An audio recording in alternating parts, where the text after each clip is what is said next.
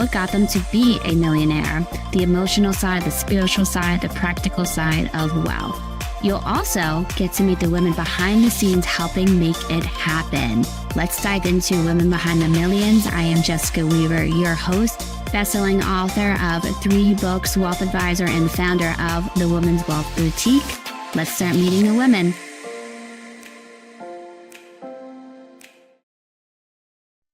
Hey, it is Jessica Weaver, and welcome to Season 5, can you believe it, ladies, of Women Behind the Millions. And it's amazing to see that each month the views keep going up and up. So thank you so much for being here, you money queens, with us. And this season is going to be amazing because we're diving into my passion, finance. Yes.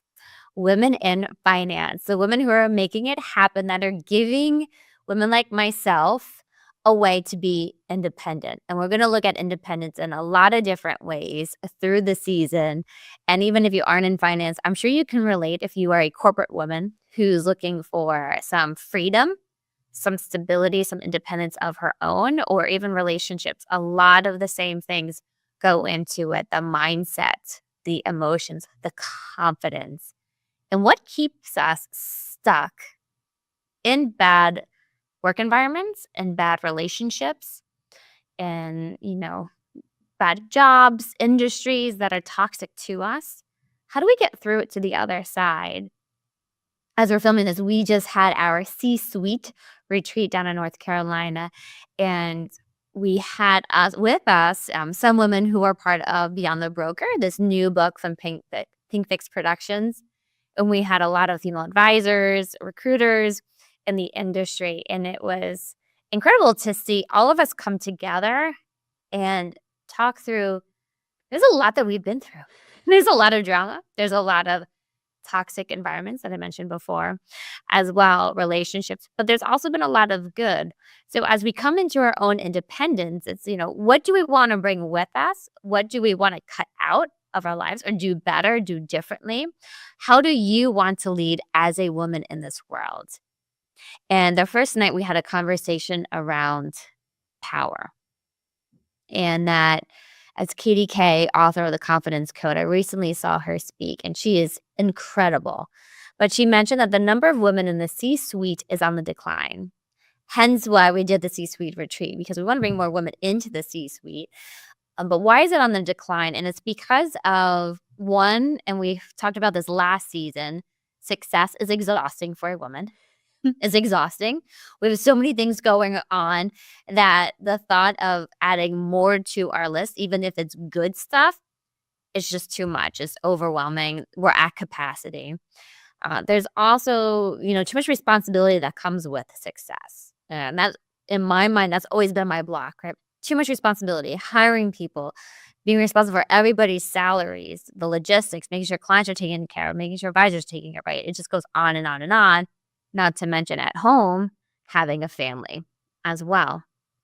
So the responsibility. And then there's power. Then there's power.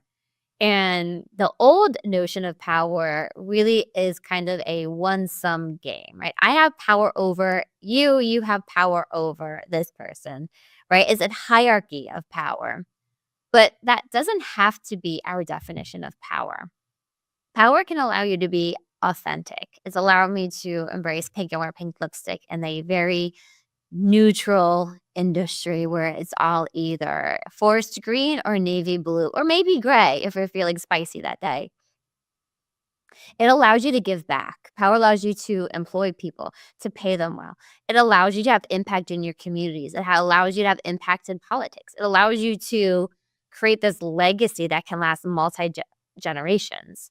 So when you switch that notion of power from very scarcity-minded to much more abundant and expansive, you're like, oh, power can allow me to work less, pay myself more, and have an entire team. That sounds pretty good to me, right? How do we get there? And that's going to be this journey on Beyond the Broker this season.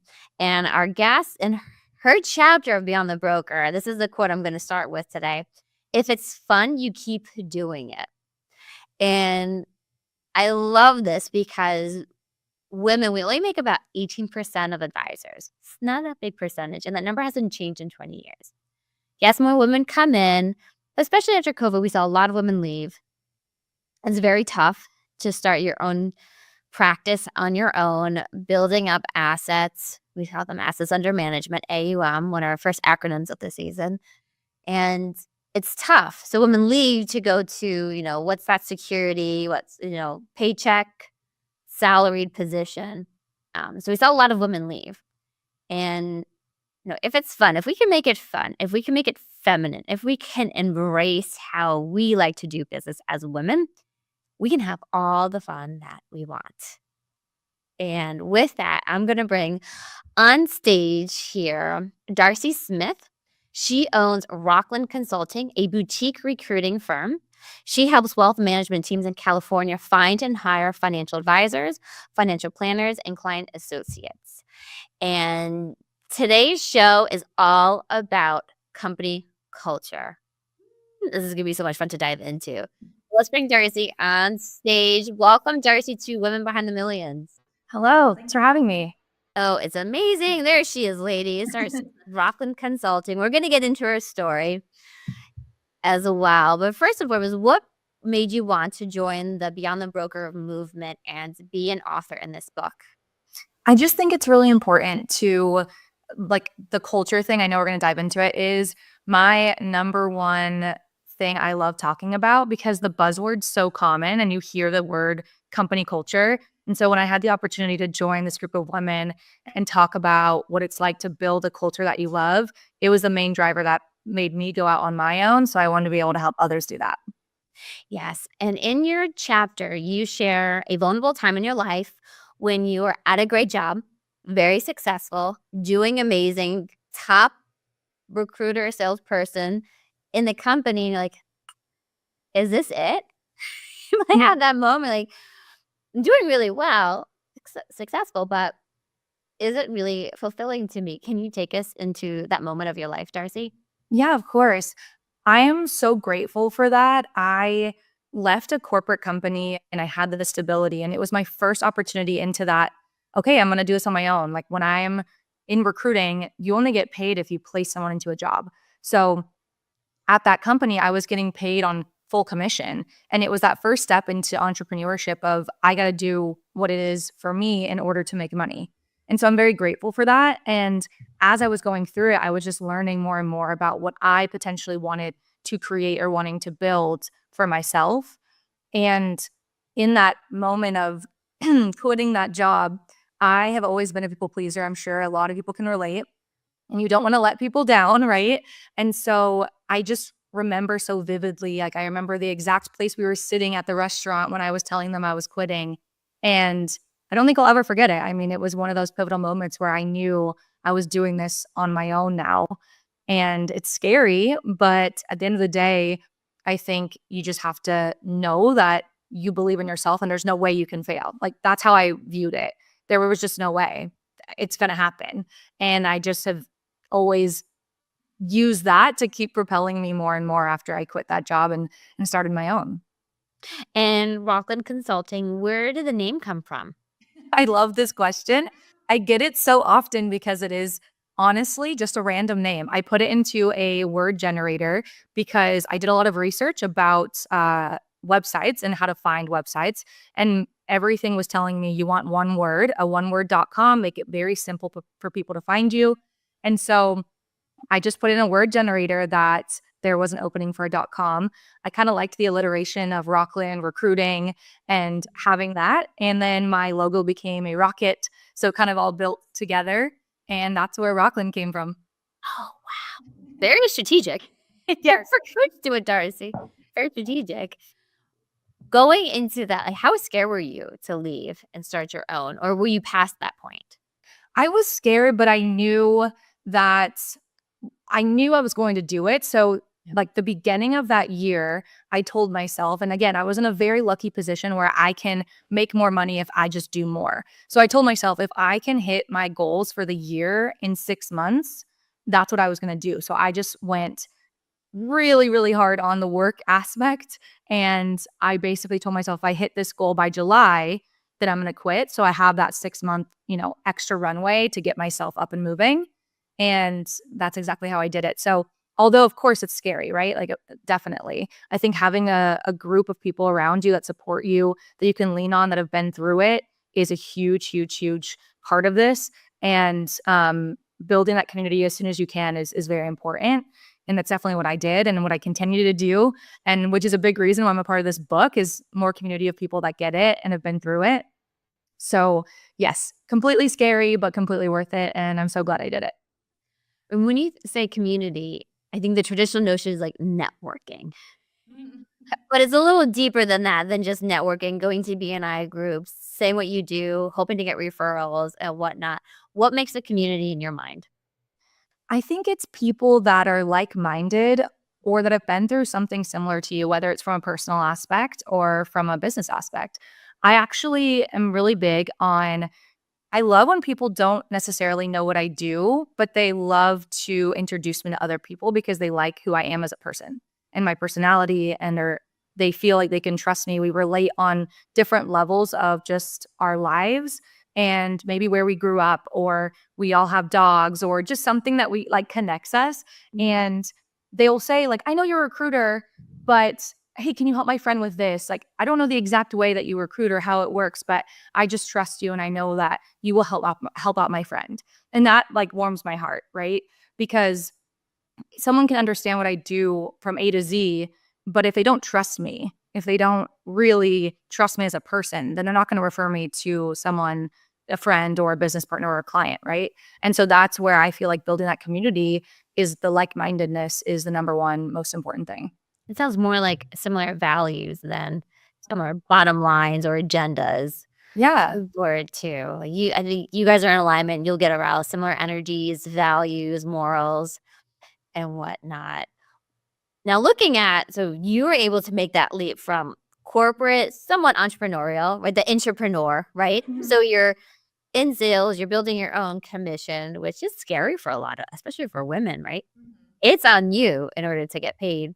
So then starting Rockland, what do you think prevents a lot of women from doing that? I I see it all the time. I mean, I work with people all the time that are between that, like, do I go on my own or do I stay here? And it's always stability. And I can understand it completely. And especially when we bring in family, as you can hear my dog, my family barking in the background, sorry. When you bring in family, you want to be able to support your family. And if you have children and those things, like having that steady paycheck is so important. And you have to take a bet on yourself. The way that I looked at it was, and what I said earlier is, I'm not going to fail. And the word failure has so many different definitions, right? But in my mind, even if for some reason Rockland didn't work out, I was willing to drive for Uber. I was willing to do whatever I have to do to still make money to live my life. And I always look at things with worst case scenario. And I know that sounds weird, but honestly, if you look at an option and you say, well, what's the worst case scenario? Can I handle that? And it makes yourself feel better to say, yeah, I can handle that. That's what I'm going to do. And now let's push forward. Now let's move forward. And so really that's what it was betting on myself and knowing that whatever you consider failure, it doesn't matter. Like things are going to work out the way that they're supposed to. And I fully, fully, fully trusted that. And that's really what, kind of propelled that opportunity for me to just go and do it. Yeah, I've noticed the same in a lot of fear and kind of taking that big risk on themselves. When I talk to advisors, they're like, I just need to go to a firm that's going to give me leads. I'm like, well, if any firm's promising you leads, I would be very nervous on that. Right, right. Because who are those leads? Are they qualified leads? Why are they taking them themselves and whatnot? But they're scared to kind of go all in and bet on themselves. And I think, really, where is that coming from? Is it because we're thinking about the family dynamic and want to keep everybody stable? And if I'm stressed, the family's stressed. What did you say, Darcy? I would say so. I think we put a lot on ourselves as women and we probably don't even voice it. That's like the number one thing. We just kind of keep it all in. And so I think when we're talking about this so openly, it's even hard for us to say, oh, it was so hard for me. I have this going on, this going on. Like we don't want to be complainers. So we just kind of keep it all in. And like the weight of everything just kind of keeps coming. But internally we're thinking, we still have to provide, we still have to nurture, we still have to support, we still have to do all those things. And so it kind of does keep us a little bit, I would say, in that box of, let me just make sure I have what I need stable wise and the money's coming in. And yes, of course, everyone wants leads, but I think regardless of whatever you decide, whoever's listening, whatever industry you're in, you know yourself better than anyone. So whatever that looks like for you, I think betting on yourself in the right way. Maybe going out and getting leads isn't isn't your strength, but maybe creating video content like this and bringing the leads to you is. So figuring out your strength and not putting so much pressure on yourself for one thing that you just keep hearing in a certain industry. Does that make sense? Ooh, yeah, that's a great perspective, Darci. I remember for myself, same thing, leaving my father's firm, walking away from salary, assets under management, taking over a multi-million-dollar firm one day, right? I have a lot of conversations with my husband on this, and he was very, very supportive. But even to this day, let's say, something happens with a client or an advisor, like, I'm nervous to talk to him about it because I'm like, it's almost like this failure in my mind. And then is he going to question the success, and is it working? And then we're putting more pressure on ourselves. And when I say this, they'll be like, are you crazy? No, he won't think that at all. Right. We fully support you, but we just put so much pressure on ourselves. Yeah, I completely agree. And everyone can relate to doubt creeping in. And it happens to me all the time. Like one day I'll wake up and I just think to myself, can I do this? And I just get those little seeds of doubt, and it's going to happen. I think recognizing that is going to happen, and it's not a bad thing. It's just the next day, it's different. You have to not let the doubt continue day over day. I heard it's kind of like exercise. I heard that thing, okay, don't go to the gym one day, but you can't turn that into 6 days in a row. Right. So don't let it become a routine of continuing to let that doubt creep in. And I just have to remind myself of that and go back to what I know and just go do it and let that stuff, sit to the side or just get away. Yeah, also it's part of you pushing yourself. That's when the doubt comes in, right? You're pushing yourself beyond, and you're stepping into that unknown. So it's you can learn. This is a good thing that I'm starting to get these things creeping in, because I'm a new territory. I'm a new terrain that I haven't explored yet, and you're going to learn some. I mean, if we know anything from entrepreneurship, we learn something every single day. Definitely, yeah. About ourselves, about business. Well, let's switch gears here. You are the queen on culture. Is this always been a passion for you? Have you always looked at different firms and that's the first thing on your mind and it clicks right away? You can almost to a T nail their culture down. I think so. I am so big on personality and how people present themselves and understanding what people need from a feedback standpoint or how they're able to be coached. Growing up in sports, I think that's where it all came from. So I grew up in dance and soccer. That was my entire life. And so everything was feedback, right? And how I took that. And it was always met with, "Oh, this is just to better you." And I would cry sometimes when I'm getting criticized on certain things, right? And I'm like, why is that affecting me? And I would think about it as a child. I don't know how I'm processing it, right? Yeah. But now looking back as an adult, I'm like, oh, I just need to be able to voice and communicate how I want to be coached.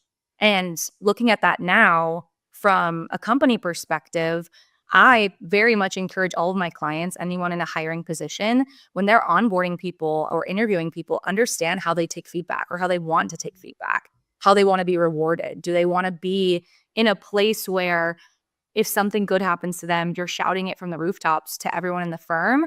Or are they no, I don't want that type of recognition. You can just send me a nice little thank you note just privately, right? Mm-hmm. So good to understand these things. And I recognize that right away coming into the corporate world.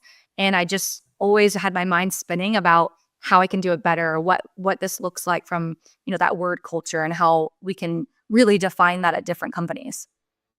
Yeah, so much goes into the culture. And you say in the chapter, it's a living, breathing persona of your company.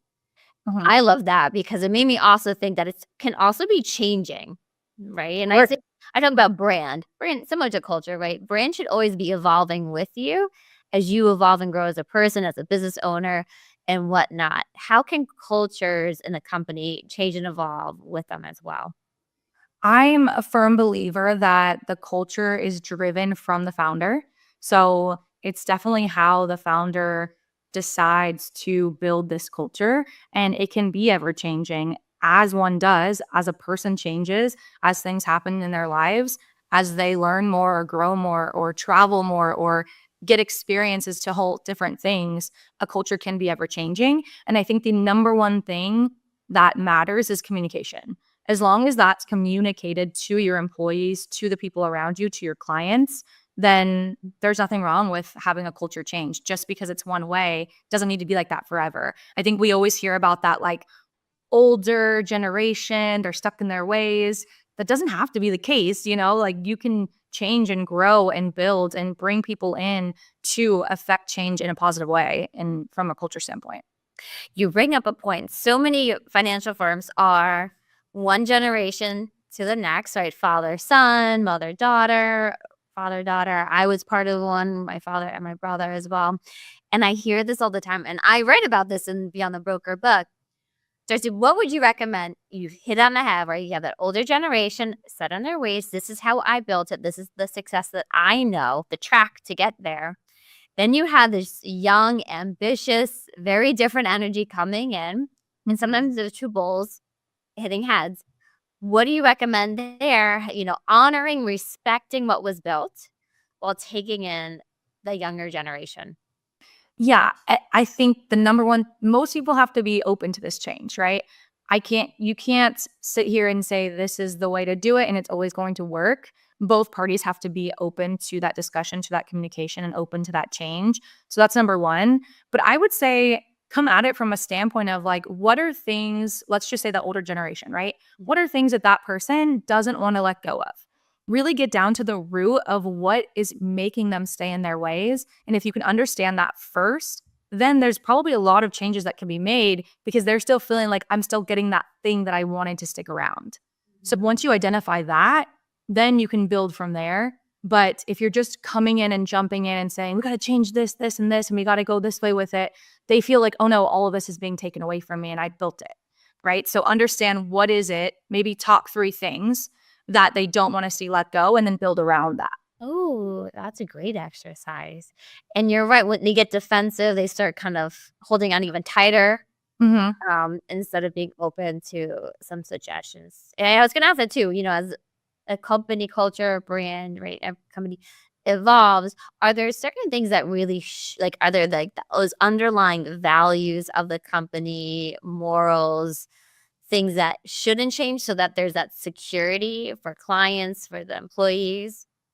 Yeah, I think if there's always been a way that you've worked with clients, especially because that's like the root, if we're talking about, financial advisory businesses, that's the root of how this thing is built is the clients. So if there's a way that you've always come to the table to clients and, hey, we've always asked these types of questions and maybe those questions can evolve, right? But I always want to have this process, then yeah, that can definitely stay, right? So there's things within if we're calling it the brand, the culture, the firm that are rooted in these values and the way that we work with our clients or the way we treat our employees, that would be amazing to keep those values as long as they're great, right? As long as they're positive.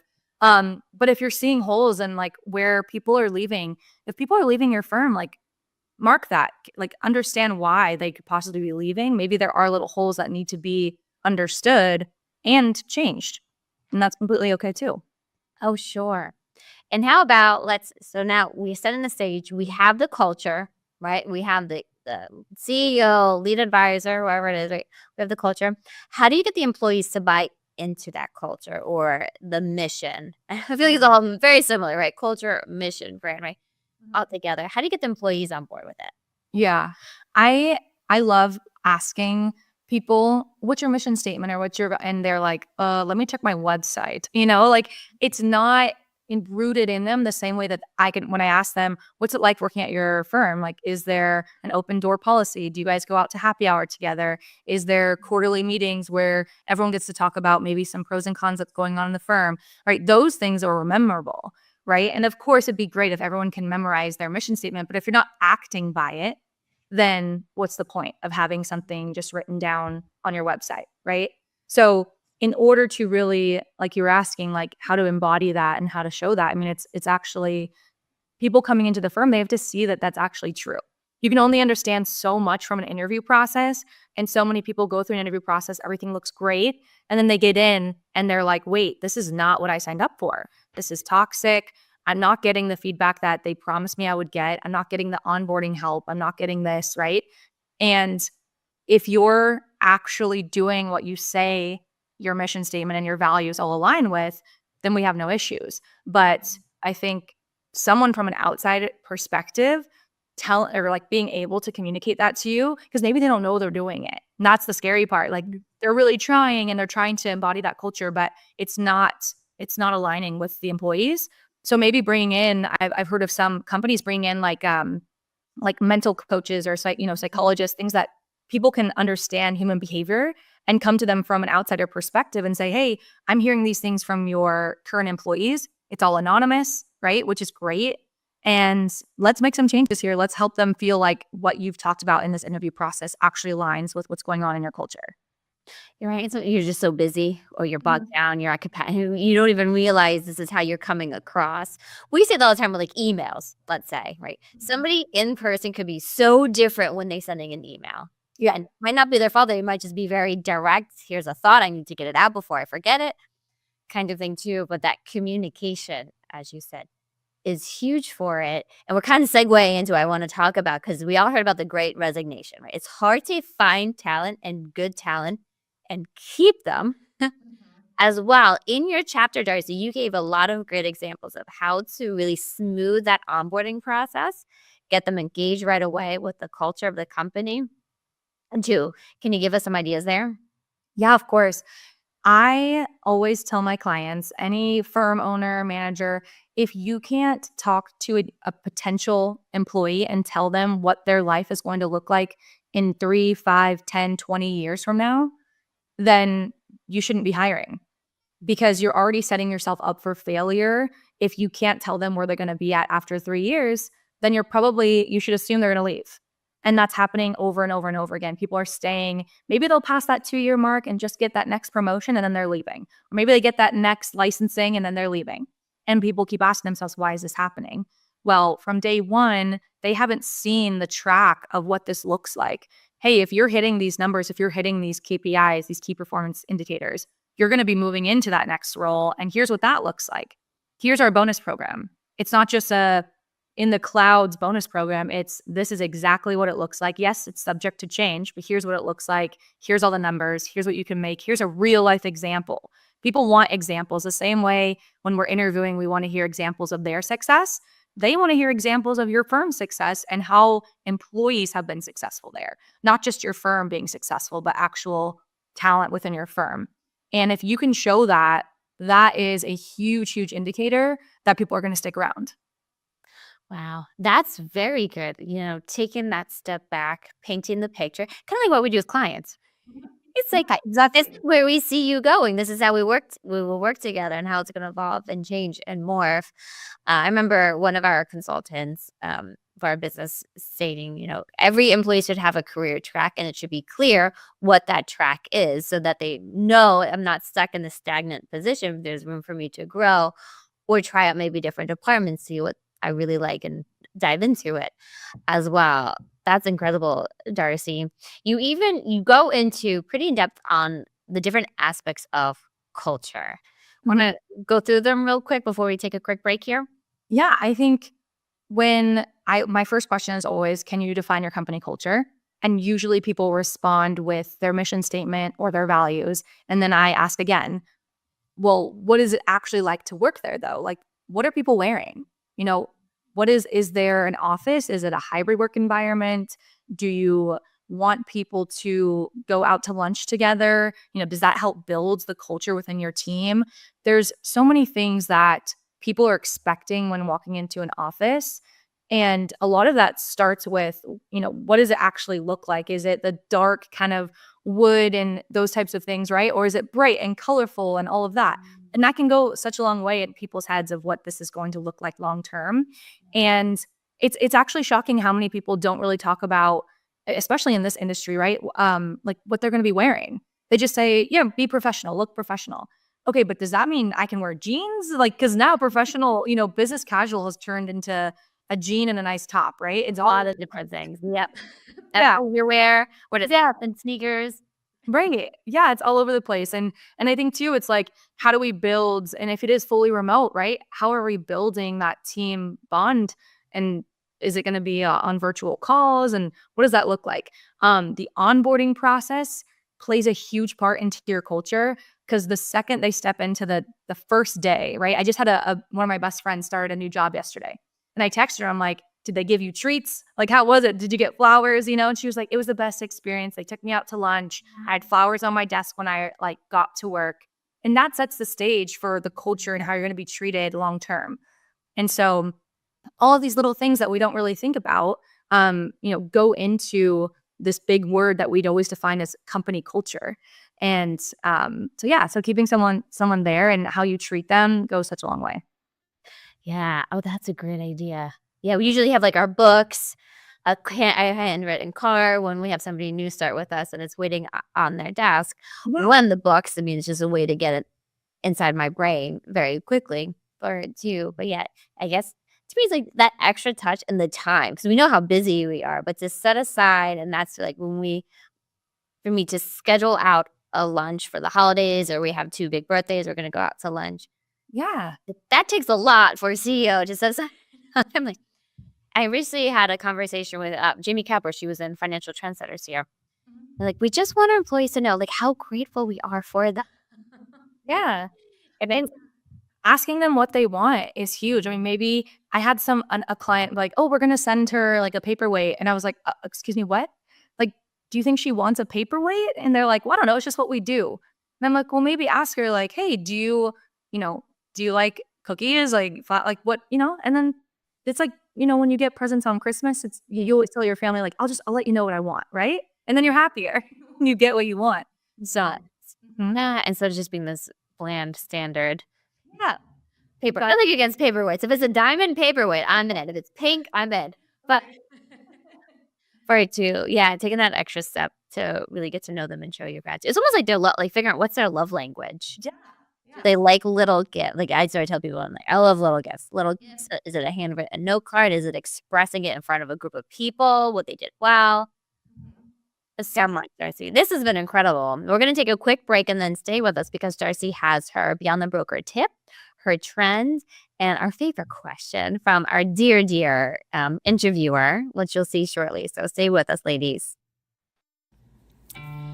At the Wealth Boutique, we know there's a different kind of wealth. It's not just about the dollars in your account, but that sense of freedom, confidence, and security that comes with it.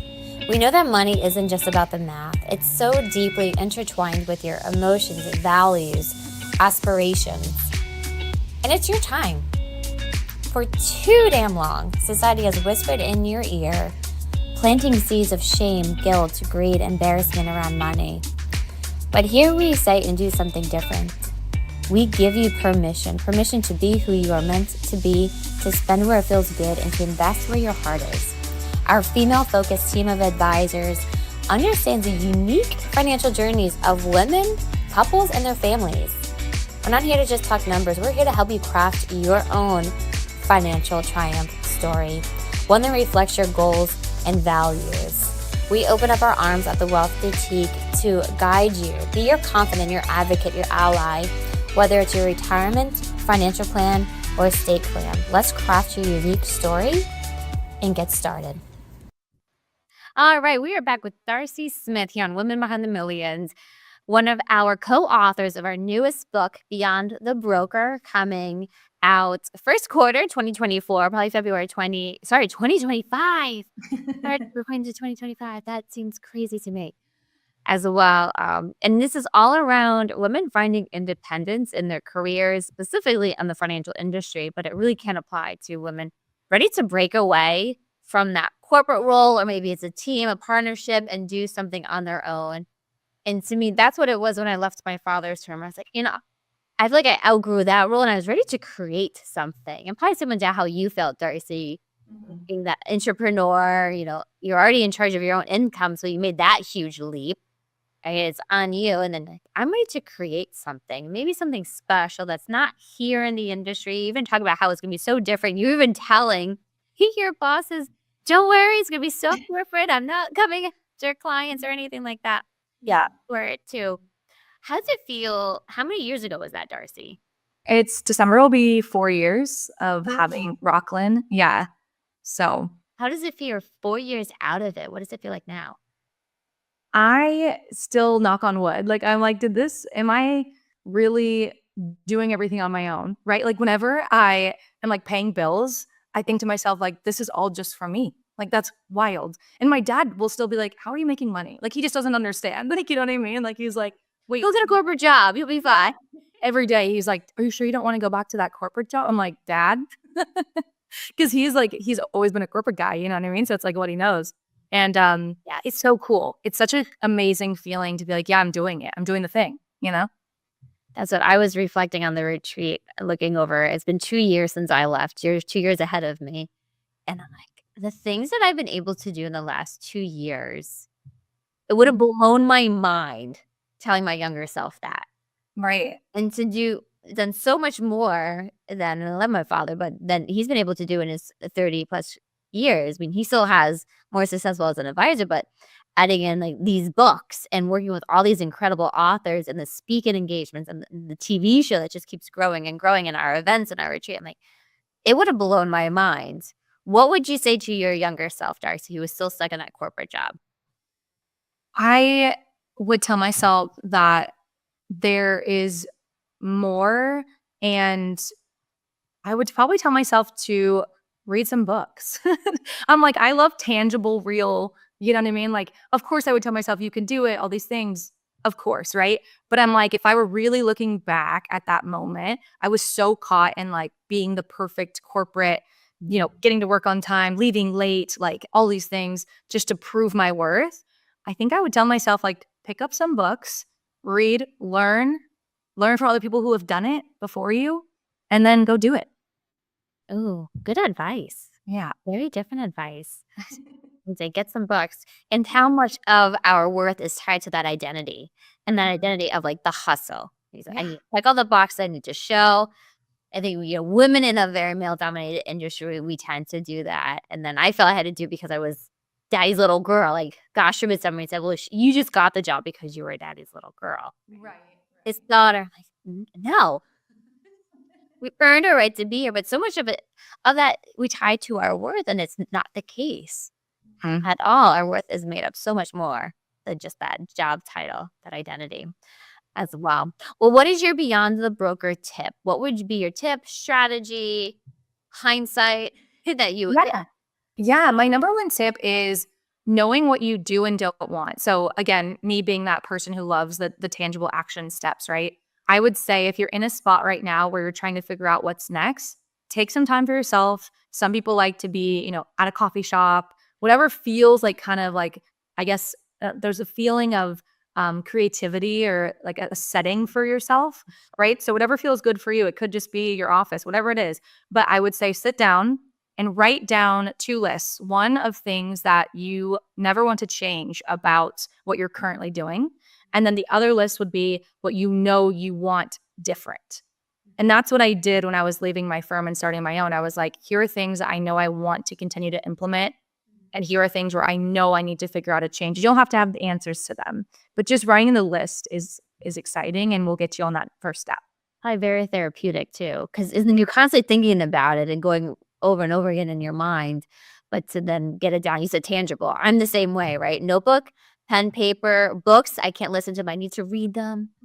I'm that kind of learner for it too, and getting it out of your mind, concentrate, because then also you can't ignore it, right?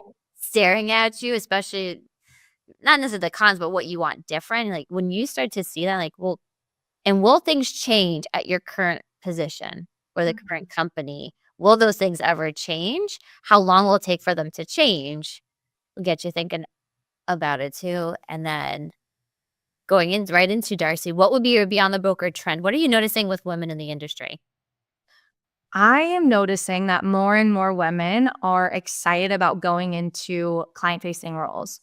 And that is making me so happy because if you look at the industry, we actually have 50-50. Like there's 50% of women in financial services and 50% men. But if you look at the ones that are in client-facing roles, that's where you get that way lower number. I think it's something like 18% or something, right? Yes. Everyone is in these supportive roles supporting the male advisor. And I'm like, when I ask them questions of why, they just haven't learned. And that's where I go back to like what I would tell myself is learning and picking up the books or the podcasts or the things that are going to help you understand like, oh yeah, that's not even a hard, I can get into that. That makes sense, right? And so I think understanding more about your industry and more about what you want, and even if that it's not for you, like still understanding it is great. But yeah, that's what I would say. Very good. It's true, and I've been surprised too, some people that are on our team can meet and like, "What do you really like?" Because I'm all about, like, write down the list of things that you don't wanna do anymore. Because eventually at that point of your next hire, right? That's the job description for your next hire. And where do you really wanna keep leaning into? And a lot of them have been like, "I do wanna try out being an advisor and what that looks Yeah. like." So, like, "Alright, let's put together what does that career path look like for you to then get into that role." It's not gonna be overnight because, like you said, there's a lot that you need to learn about that role, and then the confidence. I think that's the biggest piece I've noticed people stepping, especially for women, is having the confidence, the conviction behind what they're saying to prospects, to clients, that's gonna lead them into convert them into a client or a lifelong fan, Yeah. whatever it is too, for it. Would you say, Darcy, to do that reflection on a regular basis, just adding that into your routine? Yeah, I'm a big believer in if it's on your calendar, you'll do it, right? So actually set it on your calendar to set aside 2 hours of the reflection piece and like actually doing these tangible action steps that you want to be doing. Because I think all of us fall victim to, yes, that's something I need to, it's on my list, but it's not the top priority, right? And so if you put it on there, it has to be a priority. And that's why I say like go somewhere because it helps you do the thing. A lot of people are like, I need to separate myself from, my house where my office is. I need to go to a coffee shop or maybe it's sitting by like some running water, right? Like something that, I'm a water person. yeah, like I makes agree. me happy. Yeah, like I love a fire. So I'm like, okay, just kind of sitting by the fire, like journaling.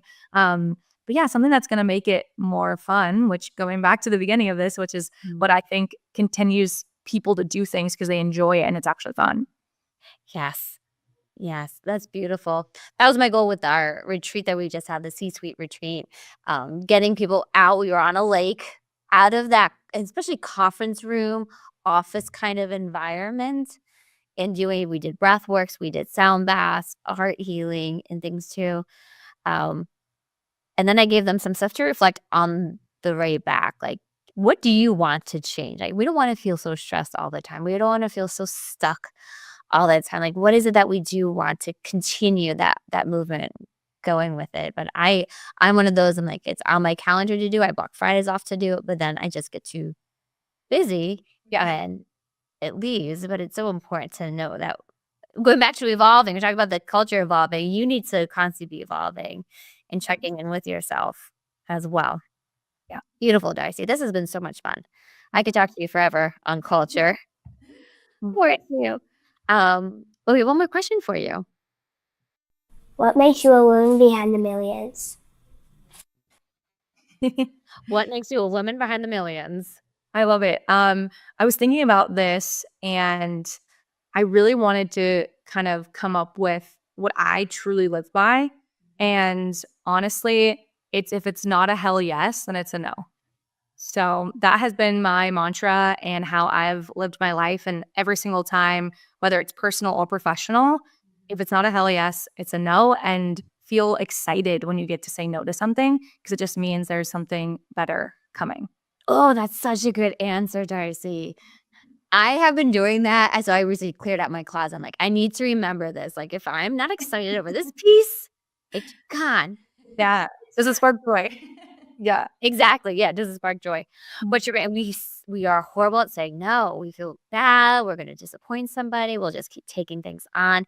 That is a great check to have in place. Is it a hell yes? If not, then it is a no. And it's okay to say no. It's good for you to say no. And as you said, to be excited, right? Yeah. To say no. Yeah. Some of the best stories come from when you say no. And, when you ask someone like, what's something you're proud of? You're like, I actually am very proud of myself for saying no to that thing that wasn't meant for me. Yes. Oh, amen. I remember listening to Tom Hanks. It was an interview, and they asked him, what was that big project that you thought kind of really set your career off? And he goes, it was actually the projects I said no to. Yeah, exactly. Uh-huh. Could you imagine being in that position and every director, every producer wants you and you're getting money thrown at you? And he's probably said no to a multi-million-dollar deal. Yeah. But I thought that put everything into perspective for me, and it gave me you're right, we can say no, and it's gonna be better for us in the long haul. If we're not all in, um, I was just having the same conversation with, our FMO, FIG marketing, and he used to do the same thing with he had a staffing company. He goes, "Are you all in on this company, or no? And if you're not, that's fine. I need to know that so I can give it to somebody who is all in, because it's not gonna serve anybody." Right. If we're not all in. Yeah, amazing. Amazing, Darci. Any last words as we wrap up our interview with you today? Yeah, I just think, I mean, if you're watching this and it's something, excited you or sparked you to do something else, like write it down, make a plan for it on your calendar right now so you'll do it. But yeah, I just am so grateful to be here. Thanks so much for having me. Yeah, having time for that CEO kind of day role, right? To look at things from a high level, how are things working out for you as well. And where can they find you, Darci? Yeah, you can find me a lot of places. I'm on LinkedIn, Darci Smith. You'll be able to find me. And you can definitely find me on social media as well. So I have a pretty large following on Instagram and TikTok, which is hilarious, I know. But it works, and it's at Career Coach Darci. So I'm talking all things interview styles, resume tips, all that good stuff. So yeah, reach out anywhere. That's amazing. And it does feel, I mean, I can just feel your passion from this, Darci, that if it's fun, you keep doing it. You are having fun. You are in your zone of genius. You are in your element and talking all things culture. And that's not just what you do, right? You are helping people find the right matches. We can even get into that part of it, Darci. You are matchmaking financial firms, personnel, employees, advisors in the state of California. It's incredible. Yeah, thank you. Thanks. Well, check out Darci in our newest book, Beyond the Broker, coming winter of 2025. I got it right this time. And we will see you, ladies, money queens, next week on Women Behind the Millions. Thank you so much for tuning in and being such a huge supporter of our show. Thank you. Hey, money queens, looking to get your wealth to that next level, 7, 8, 9 figures? Follow us on Instagram at PinkFixMyMoney and at Women's Wealth Boutique for more millionaire money tips.